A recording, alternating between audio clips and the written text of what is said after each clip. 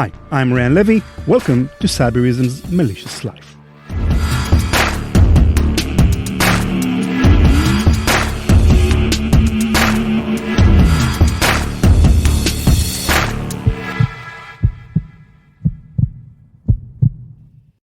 Broadly speaking, there are two good reasons why financial markets make good targets for criminals, cyber or otherwise. Firstly, simply, it's where a lot of the money is. In the week this podcast episode was written, daily trading volume on the New York Stock Exchange averaged $2.3 billion. On the Nasdaq, $2 billion. On the Chicago Board Options Exchange, $1.5 billion. Altogether, then, the United States' three biggest stock markets combine for nearly $6 billion worth of trades every day, $30 billion in a week.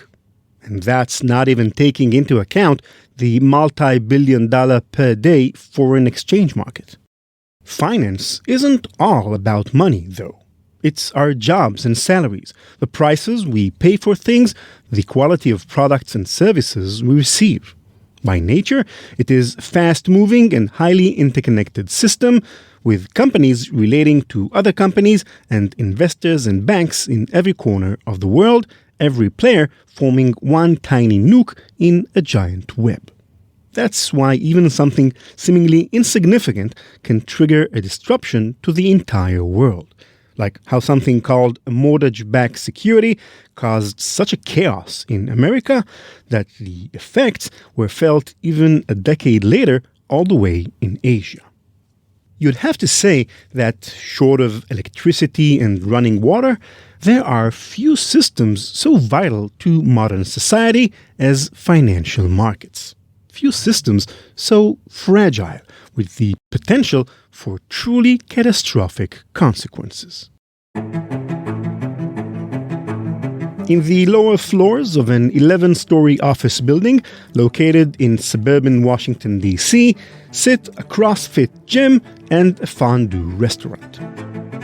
If you go there, once you're finished working out and eating cheese, you might take the elevator up to visit the National Cybersecurity and Communications Integration Center, assuming you have clearance, of course. NCCIC is the home of cyber threat analysis and response for the United States government. In the early days of 2011, the NCCIC headquarters played host to an emergency meeting. Sat in one of their conference rooms and calling in via teleconference were a smorgasbord of officials from almost every major U.S. agency worth knowing. The NSA, the FBI, Department of Defense, Homeland Security, even the Treasury. Together, over a fondue lunch, they discussed a cyber attack that could very well compromise national security. You know, maybe the fondue part was just for your imagination. But even government officials need to eat lunch, right? When NSA and FBI agents get together to discuss national security, do they order Chinese food delivery? Or do their mummies make them peanut butter and jam sandwiches with the crusts cut off? Food for thought. Anyway, by 2011, the notion of cyber attack against critical infrastructure wasn't new. In fact, it was the flavor of the day. Stuxnet had just rocked a uranium facility in Iran. But as one veteran government official told Bloomberg, the United States had never experienced such a crisis until now. It was a couple months prior when an FBI system monitoring U.S. internet traffic flagged suspicious activity. The activity was directed at computer systems belonging to the Nasdaq Stock Exchange, the heart, alongside the New York Stock Exchange, of the American financial system. According to Bloomberg, when officials at the NCCIC were briefed, quote, it only took them minutes to agree that the intrusion was so serious that the White House should be informed, end quote. The following day, officials from the Justice and State Departments and the CIA were briefed.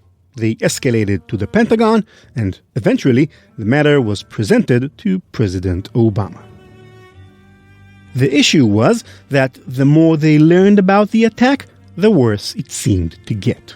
When teams of FBI agents visited NASDAQ headquarters at One Liberty Plaza in Manhattan, as well as their data center in nearby Carteret, New Jersey, they found multiple clues indicating that the attacker was not some lone hacker or an internet group, but a bona fide nation-state.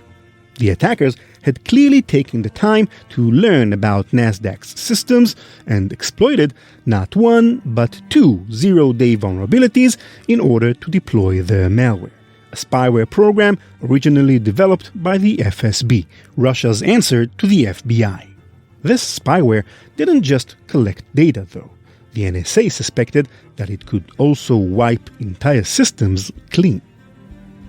What would happen if the attackers activated that feature and the data at the heart of the global financial system were completely erased? How many billions of dollars were on the line? If that were the end of it, it would have been bad enough.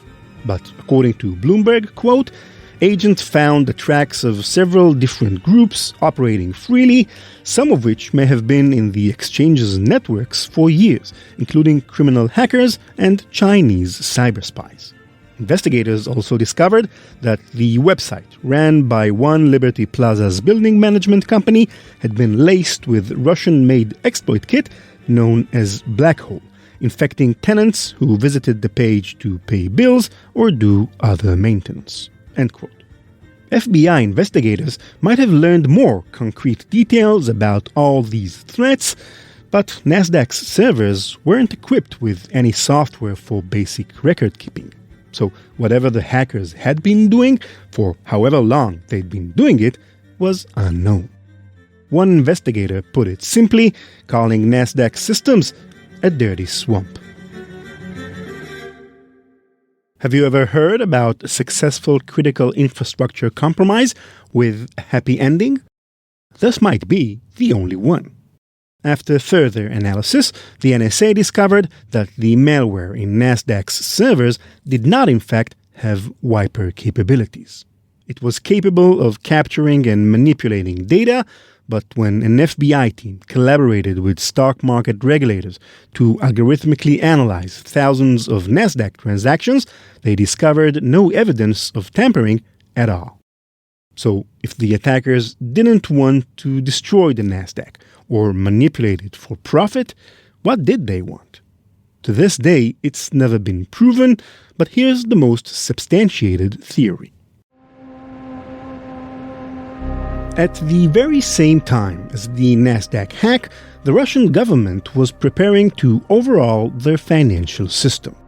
The biggest Russian corporations were all listed on exchanges like the NASDAQ, instead of at home in Moscow, causing disproportionate Western influence in their own economy. So the government merged two of its biggest exchanges, the MICEX and RTS, into one, creating what they hoped would be a new global financial hub. U.S. investigators believed that, quote, the Russians weren't trying to sabotage NASDAQ. They wanted to clone it, either to incorporate its technology directly into their exchange or as a model to learn from. And they dispatched an elite team of cyber spies to get it. End quote. It's, as they say, imitation through sophisticated cyber espionage is the sincerest form of flattery. It's not clear whether in the dozen years since NASDAQ's hacks there have been any attacks against exchanges or the infrastructure they run on. And yet, many hackers have made millions of dollars hacking the stock exchange using schemes far simpler and more clever, like the hack, pump, and dump.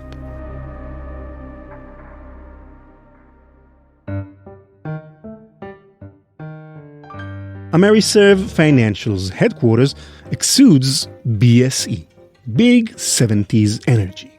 We're talking brutalist architecture, with beige bricks slowly losing their color, the saddest little plants potted outside, and an entire face of the building without a single window.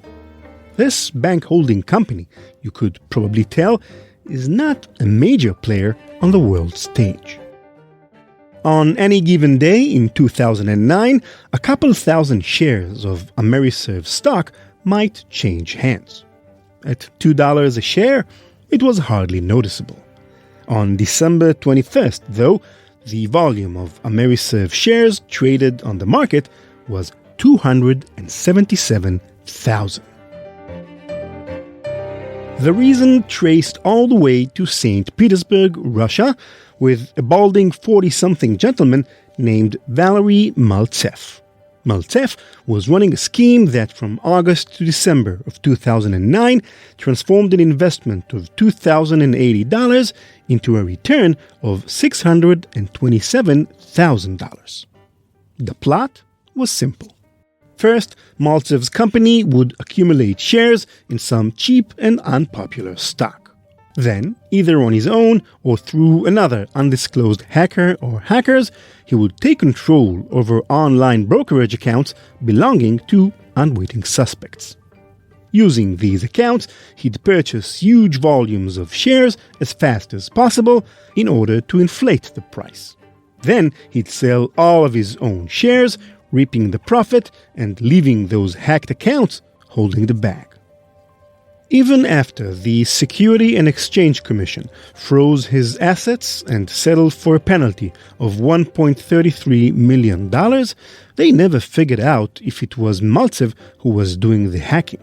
Even if he wasn't getting his hands dirty, authorities noted that his accounts, quote, generated trading profits so large and so rapid that no reasonable executive could have believed that they were legitimate, at least not without receiving a remarkable and well-supported explanation.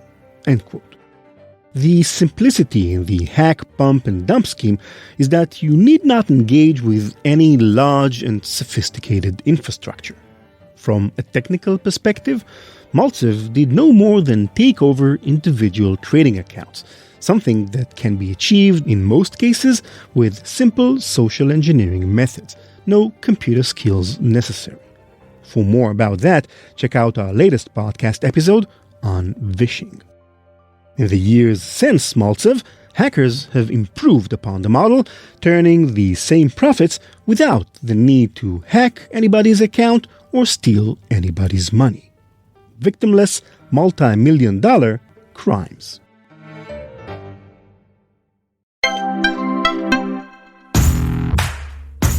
The best strategy for organizations to avoid becoming a victim of ransomware is to prevent the attack from being successful in the first place.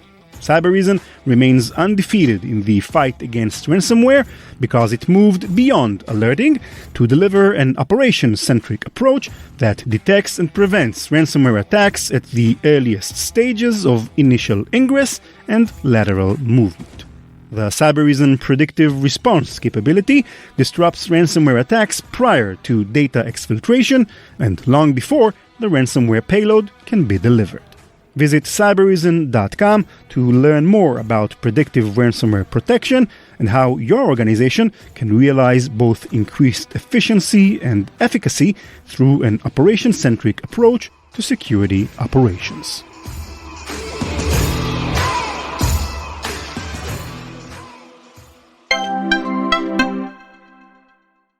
So a while back, I was doing a lot of research in various dark web sites. Ken Westing, Director of Security Strategy at Cybereason, recently investigated the cyber vulnerabilities in markets. And I stumbled into some of these forums where I actually saw sort of black hat kind of hackers colluding with look like white-collar criminals. From one of these forums, user Wall Street Rogue, claiming to be a professional trader, replies to a post titled Insider Trading. Writing to the hackers on the forum, he says, quote, "Maybe I'm coming a bit late to the post. Anyway, I work inside a major Wall Street company that does millions of trades a day. I have access to DMS, high clearance, and access to all North America, Europe, Italy, France, Denmark, and Brazil. I won't disclose anything else. If you have good info, I offer 50-50, and I can give you hard cash or Bitcoin, no paper trail. Only relevant information, please. They're trying to do is establish trust, trying to find legitimate sources of information, and then they'll offer you, again, a percentage of whatever that they're able to get from it. This dark web forum for insider trading, called the Stock Insiders, is run by a whole team.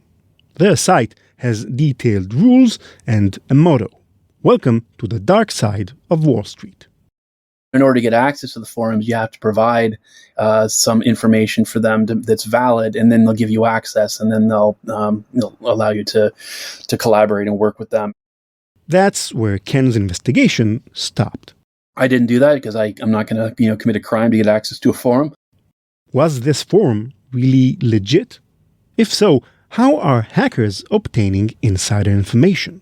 And who are the finance professionals they're collaborating with? How did police first become attuned to what would later be called the Dubovoy Group? Is that how you say it? Yeah, actually, this was a group of people that were heavily involved. Vadim Lermolovich, Ivan Turchinov, Alexander Lermonenko, and their ringleader, Artem Radchenko. If you're picturing big, burly Eastern European men, don't. We're talking about teenagers here. And what they did was around 2010 or so, they actually were able to start doing this. They did this from between 2010 and 2014, where they targeted a PR firm, MarketWired. MarketWired, a company that distributes press releases on behalf of major corporations. They were able to get in using SQL injection. They had reverse shells. Using reverse shells, allowing for remote access and code execution on the target machines, the hackers mined employee authentication information and escalated their privileges. Soon, they were downloading thousands of press releases not yet published to the public. And so there wasn't a lot of ways that these organizations could detect it. The scheme was so cunning that Lermonenko decided to take it one step further. He got greedy. He started, looking for other places that they could get some of this insider information. And that's when he decided, hey, why not go directly to the source? The source? The EDGAR system, short for Electronic Data Gathering, Analysis, and Retrieval, operated by none other than the United States Securities and Exchange Commission, the very organization tasked with catching financial fraudsters like him. EDGAR is a web portal where companies upload their legally obligated SEC filings. Yeah, that's just amazing to me. It was very brazen. These teenagers now had access to some of the most valuable information in the world before anybody else could see it. The hackers were then able to basically dump hundreds of press releases onto a separate server, and then they advertised this on these forums. Access to the stolen data was billed at thousands and thousands of dollars paid in cryptocurrencies. Of course, for you and me, it's hard to imagine what to do with thousands of press releases, why they would be worth so much money. But the hackers understood that they were worth that and much, much more to a certain kind of buyer. And that's where some of these white-collar criminals ended up getting involved. Generally speaking, when big companies have big news to share, good or bad, they take time to prepare their message. That means that for a short period of time, only select employees of those companies and the PR firms that handle their press releases know sensitive information that may well rock the company's share price. In their dark web postings, the hackers included videos demonstrating how quickly they could steal corporate data almost as soon as it was written through compromised PR firms, leaving time for traders to act before the news eventually made it to the airwaves. The hackers knew how to breach corporate networks without being detected. The traders knew how to steal money without being detected. They would have shell companies that would be doing this. They would create a bunch of these different shell accounts, and they were doing smaller transactions so that they would be under the radar of the SEC, and they wouldn't raise any of these red flags, and they didn't. Eventually, instead of paying fees for the data, the traders helped the hackers share in the spoils. The white-collar guys were making the trades, and then they would share the money that they made from selling that stock. They would share the profits with the hackers. Traders used the stolen data to learn about things like earning reports and mergers and acquisitions from companies like Ford, Northrop Grumman, Boeing, Smith & Wesson, and Bank of America. Then profit off it at the expense of everybody else. How much profit? Consider one case cited in a Justice Department press release. Quote, in one instance, a test filing for Public Company 1 was uploaded to the Edgar servers at 3:32 p.m. EDT on May 19, 2016. 6 minutes later, the defendants stole the test filing and uploaded a copy to the Lithuania server. Between 3:42 p.m. and 3:59 p.m., a conspirator purchased approximately $2.4 million worth of shares of Public Company 1. At 4:02 p.m., Public Company 1 released its second quarter earnings report and announced that it expected to deliver record earnings in 2016. Over the next day, the conspirator sold all the acquired shares in Public Company 1 for a profit of more than $270,000. End quote. This was not a one-off example. In 2013, Align Technology, an orthodontics device manufacturer, made profits in excess of investor expectations. Just before they announced it, however, traders with access to stolen internal documents bought more than $8 million worth of shares in the company. The next day, they cashed out for a cool $1.4 million profit. In another instance, traders made $500,000 in the span of half an hour. In other words, some of these press releases weren't just worth thousands of dollars. They were worth tens, hundreds of thousands or more. And they probably wouldn't have gotten caught except for this one hacker that had his laptop compromised. Leremenko, emboldened by his wildly successful breaches of the United States financial systems, expanded into new business ventures. It was just basic stuff, yeah, like credit card markets, taking stolen credit cards and selling them online. The Ukraine police went in and they arrested him for the stolen credit cards. They confiscated his computer.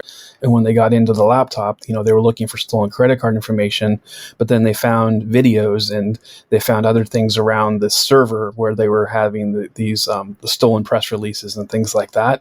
So it was because of the stolen credit cards that they were able to get the additional evidence. And then they collaborated with the Ukraine police with, the SEC and the FBI to conduct a larger investigation around the stock trades. In the end, the Justice Department charged over 30 individuals complicit with the Dubvoy Group. By that time, according to some estimates, they'd made off with over $30 million in profits. According to a press release from the SEC, it was actually over $100 million. Not all of the dozens of members of the Dubvoy Group were the kind of people you might expect. One, for example, was a middle-aged man living in the wealthy suburbs of Pennsylvania, Vitaly Korchevsky. He was the former VP of Morgan Stanley. Far from being a distant benefactor of the group, he was a core member. And he sort of was the one that was sort of leading on the finance side. He even created trading accounts for some of these hackers and gave them access to it so they could take some of that money. Korchevsky was arrested on August 10, 2015, in his mansion. Vitaly Korchevsky is a really interesting guy. He wasn't working at Morgan Stanley anymore, but he was now a minister of a church. And there was even like these things like pray for Vitaly and all this stuff. Like the community really supported him. He ended up being found guilty, and he had to return like $14 million in ill-gotten funds. I think he's facing at least between 5 to 20 years in prison. And I think he's still fighting this particular case. I think they've brought it back up again, and they're trying to say that the evidence against him wasn't valid and things like that. So it's still an ongoing case. Were this story merely about cyber criminals, it'd be one thing. But as noted by the Washington Post, the hackers collaborated with not only Korchevsky, but other brokers registered with the SEC. Genuine finance industry professionals. So I think there's a lot more of this that's actually happening, where these hackers and white-collar criminals are colluding and working very closely together. A lot of them, they're very smart, so they know how to avoid being detected. So I think this is a lot more of this is actually happening, and I think there's even more money that's being made. It reminds me of a famous line from Margin Call, a 2011 film following a fictional Lehman Brothers in the lead-up to the financial crisis.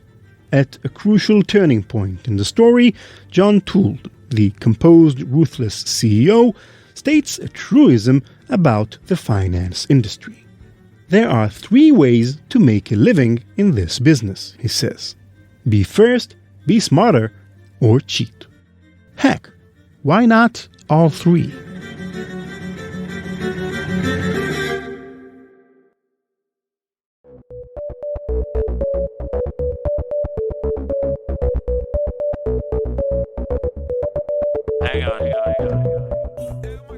That's it for this episode. Thank you for listening.